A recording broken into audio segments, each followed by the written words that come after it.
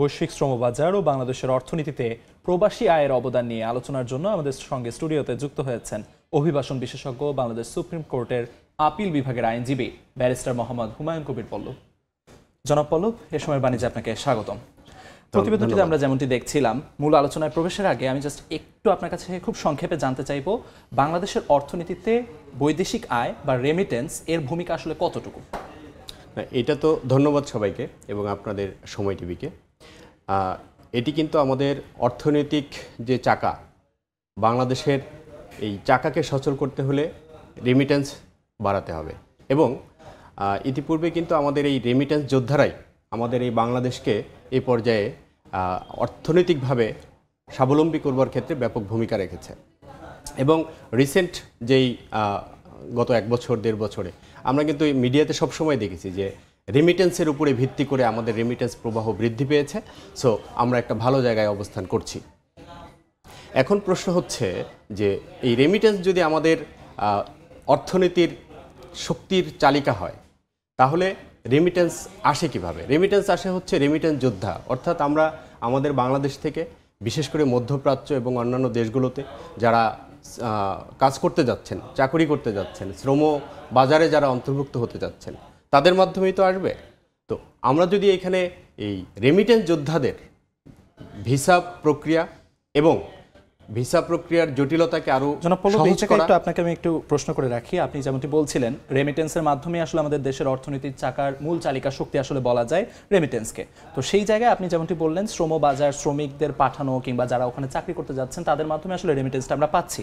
সেই ক্ষেত্রে এই যে শ্রমিকদের ওপর বা শ্রম বাজারে বারবার বিভিন্ন ধরনের আইনি জটিলতা প্রয়োগ করা হচ্ছে, এর প্রভাব আসলে কতটুকু দেখছেন? জি, এইখানে আমি একজন আইনজীবীও, আপনি জানেন আমাদের কাছে অনেক এই ধরনের মানব পাচারের মামলা আসে। তো মানব পাচারের অভিযোগটা কি? সিম্পল, কেউ একজন গিয়েছে, ওইখানে যাওয়ার পরে আপনার সে ঠিকমতো কাজ করতে পারেনি অথবা কোম্পানি তাকে কাজ দেয়নি, সে ফিরে এসেছে, এটি নিয়ে তার একটি অভিযোগ তৈরি করছে এবং এখানে যে রিক্রুটিং এজেন্সিজ আছে সেগুলো তাদের বিরুদ্ধে তারা অভিযোগ ফাইল করছে। তো এখন প্রশ্ন হচ্ছে যে, এবং এই অভিযোগের প্রেক্ষাপটে আপনার এই রিক্রুটিং এজেন্সির মালিকগুলোকে কিন্তু আটকে ফেলা হচ্ছে, তাদেরকে জেল জরিমানা দেওয়া হচ্ছে।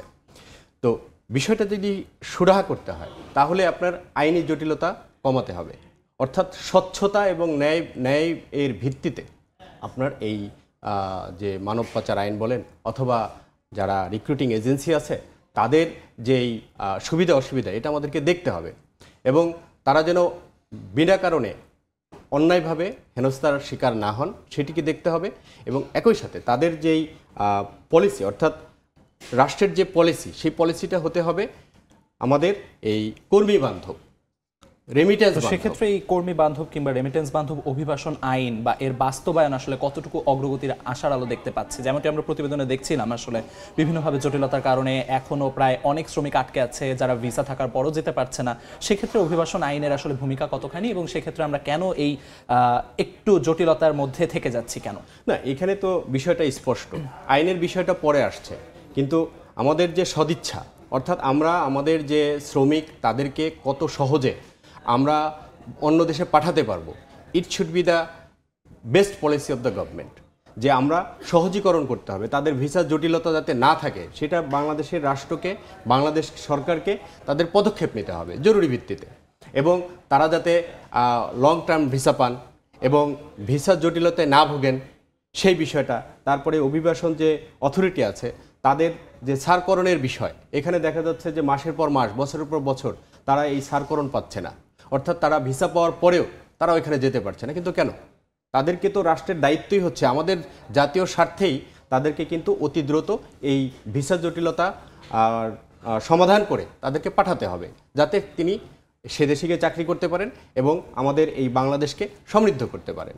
কিন্তু আমার মনে হয় যে এখানে আমরা বিষয়টিকে আইনের বাতাবরণে আবদ্ধ করে এই পুরো প্রক্রিয়াটাকে আমরা একটি লেন্দি করে দিচ্ছি এবং এটি একটি অকার্যকর অভিবাসন প্রক্রিয়ার মধ্যে চলে যাচ্ছে। এবং আপনি জানেন যে আমাদের যে শ্রমবাজার, বিশেষ করে আমাদের সৌদি আরব এবং বিভিন্ন জায়গায় মধ্যপ্রাচ্যে, সেইটা যদি হাতছাড়া হয়ে যায় তাহলে সেই শ্রমবাজারটা দখল করবে অন্য কোনো দেশ এই ক্ষেত্রে তো আপনি এইটা সৌদি একটি আরবের প্রসঙ্গ চক্রান্ত যেহেতু কিনা টেনে- সেটাও দেখতে হবে আমাদের। সৌদি আরবের প্রসঙ্গ যেহেতু আপনি টেনে আনলেন, এই জায়গায় একটু কথা বলে রাখি। সৌদি আরবের সামনে ফিফা ফুটবল বিশ্বকাপ রয়েছে এবং সেই প্রেক্ষিতে সৌদি আরবে শ্রমিকের চাহিদা বাড়ছে, এ ধরনের পরিসংখ্যান রয়েছে এবং সবকিছু মিলিয়ে সেই জায়গায় আসলে বাংলাদেশের যে শ্রমিক পাঠানোর ক্ষেত্রে যে জটিলতাগুলো, তার প্রভাবে আসলে আমাদের রেমিটেন্সে কি ধরনের নেতিবাচক প্রভাব পড়তে পারে বলে আপনি মনে করছেন? না, ধন্যবাদ। এটা খুবই গুরুত্বপূর্ণ একটি বিষয়। বিশেষ করে যে আমাদের ফুটবল বিশ্বকাপ হবে, সেটাকে ঘিরে একটি বিশাল কর্মযজ্ঞ হবে, সেখানে লক্ষ লক্ষ শ্রমিকের প্রয়োজন হবে। তো আমি মনে করি আমাদের সরকারকে অনতিবিলম্বে পদক্ষেপ গ্রহণ করতে হবে, যাতে আমরা ওই যে কর্মযজ্ঞটা হবে সেই কর্মযজ্ঞে আমাদের লাখ লাখ শ্রমিককে সেখানে সংযুক্ত করতে পারি। এবং এটা করতে হলে গভর্নমেন্ট টু গভর্নমেন্ট তাদের সাথে আলোচনা করতে হবে এবং একটি পলিসি নির্ধারণ করতে হবে। তাদেরকে এনকারেজ করতে হবে যত দ্রুত সম্ভব এবং সহজীকরণের মাধ্যমে আমাদের এই শ্রমিকদেরকে আমরা যেন পাঠাতে পারি। তবেই কিন্তু আমাদের রেমিটেন্স যোদ্ধা আমরা যারা বলি, রেমিটেন্স যোদ্ধা শুধু মুখে বললে হবে না, অন্তরে ধারণ করতে হবে যে আসলেই তারা রেমিটেন্স যোদ্ধা এবং তারা বাংলাদেশকে সমৃদ্ধ করছে। আমার মনে হয় এই জায়গাটা আমরা মুখে যত কথা বলছি, কাজের ক্ষেত্রে আমরা ততটা গুরুত্ব দিচ্ছি না। বিশেষ করে সৌদি আরবে আমি কিছুদিন আগে গিয়েছিলাম, সেখানে তাদের যে অমানবিক জীবন, যারা কত কষ্ট করে তারা রেমিটেন্স পাঠাচ্ছে, এই বিষয়গুলো যদি আমরা চোখে না দেখি তাহলে আমরা বুঝতে পারবো না। তো এত কষ্ট করে একজন শ্রমিক যাবে কিসের জন্য? বাংলাদেশকে সমৃদ্ধ করবার জন্য। সেই প্রক্রিয়াটি কোনো আইনের বাতাবরণে, আইনের ভিতর ঘেরাটোপে সেটাকে নষ্ট করা ঠিক হবে না। আমাদের যারা রিক্রুটিং এজেন্সি সহ যারা এর দায়িত্বে আছেন এবং বাংলাদেশের যেই ডিপার্টমেন্ট আছেন, তাদেরকে এই বিষয়ে অতি দ্রুত, আমাদের সময় খুব কম, অতি দ্রুত এখানে ব্যবস্থা গ্রহণ করতে হবে। তবেই কিন্তু আমরা রেমিটেন্স পাবো এবং আমাদের অর্থনীতির চালিকা শক্তি আরও সমৃদ্ধ হবে।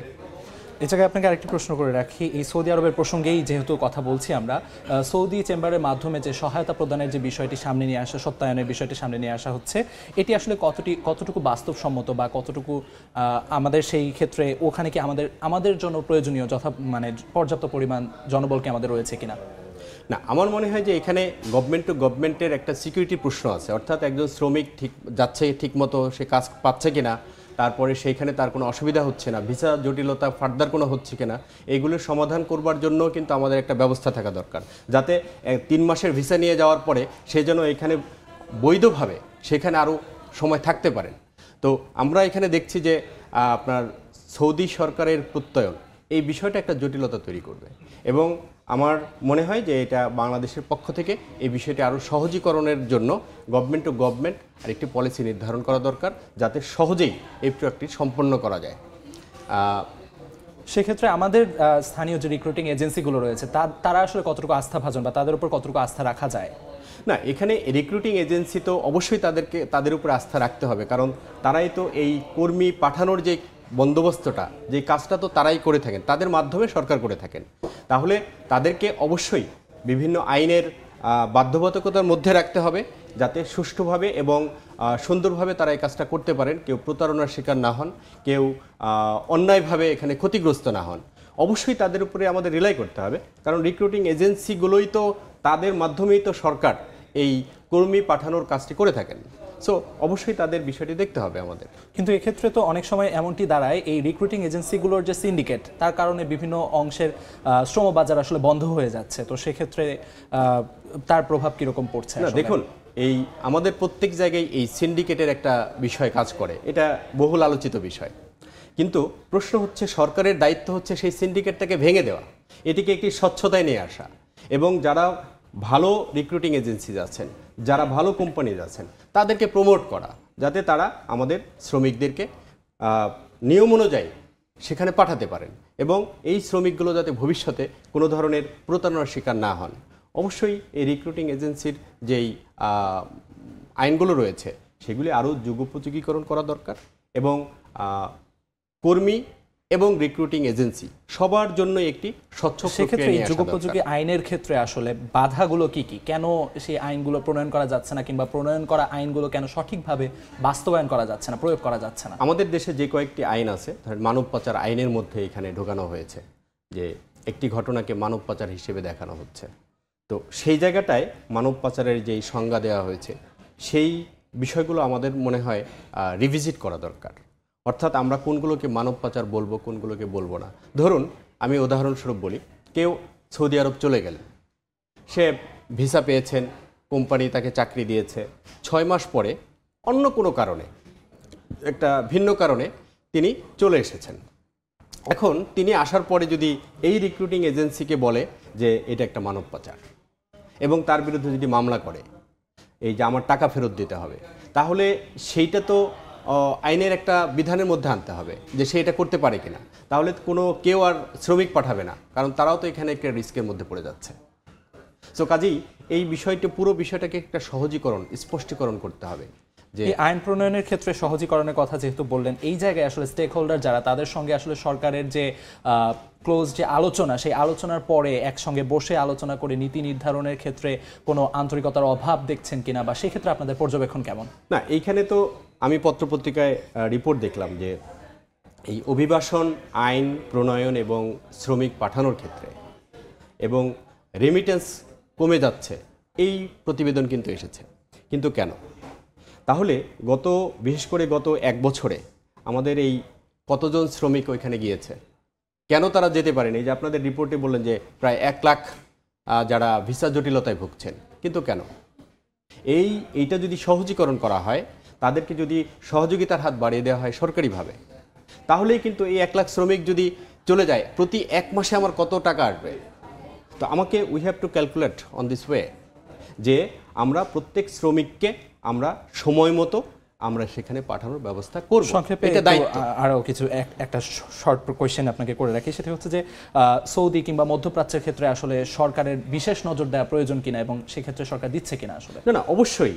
যেহেতু আমাদের রেমিটেন্স কোত্থেকে আসছে, অধিকাংশ মধ্যপ্রাচ্য ভিত্তিক, তো তাহলে মধ্যপ্রাচ্যের শ্রমিক পাঠানো এবং তাদের সুবিধা অসুবিধা আমাদেরকে সবচেয়ে প্রায়োরিটি বেসিসে এখানে দেখতে হবে। কারণ আমরা নিজেরা মনে করছি যে আমাদের অর্থনীতির চাকাকে সচল রাখতে হলে আমাদের এই রেমিটেন্স বাড়াতে হবে, রেমিটেন্স প্রবাহ বাড়াতে হবে। যদি সেটি বাড়াতে হয়, নিশ্চয়ই মধ্যপ্রাচ্যকে গুরুত্ব দিতে হবে, সেই সাথে মালয়েশিয়া, জাপান, এই দেশগুলো, অর্থাৎ যেখানে আমরা বেশি সংখ্যক শ্রমিক পাঠানোর সুবিধা আছে, সেই পদগুলো আরও উন্মুক্ত করতে হবে। এই উন্মুক্ত করতে গেলে আমাদের যারা রিক্রুটিং এজেন্সিজ আছেন, তাদের স্টেক হোল্ডার আছেন, সরকারের সংশ্লিষ্ট দপ্তরের উচিত হবে তাদের সাথে বসে দ্রুত এটি নিষ্পত্তি করা, যেটা বিশেষ করে বিশ্বকাপ ফুটবল আয়োজনকে ঘিরে সৌদি আরবে যে বিশাল কর্মযজ্ঞ হবে, সেখানে আমাদের যদি আমরা 5 লাখ শ্রমিক পাঠাতে পারি, তাহলে একবার ভাবুন যে আমাদের দেশের রেমিটেন্স কোন পর্যায়ে যাবে। তো আমি মনে করি বড় একটি সুযোগ আছে বাংলাদেশের জন্য, আমাদের জন্য। এই সুযোগটি আমাদের কাজে লাগাতে হবে, এটি মিস করা যাবে না। ধন্যবাদ জনাব পল্লব, আপনার মূল্যবান সময় দিয়ে আমাদের সঙ্গে যুক্ত থাকার জন্য। ধন্যবাদ, থ্যাংক ইউ। দর্শক, মধ্যপ্রাচ্যের শ্রম বাজার এবং রেমিটেন্স সব বিষয়ে সার্বিক আলোচনা করার জন্য আমাদের সঙ্গে স্টুডিওতে উপস্থিত ছিলেন ব্যারিস্টার মোহাম্মদ হুমায়ুন কবির পল্লব।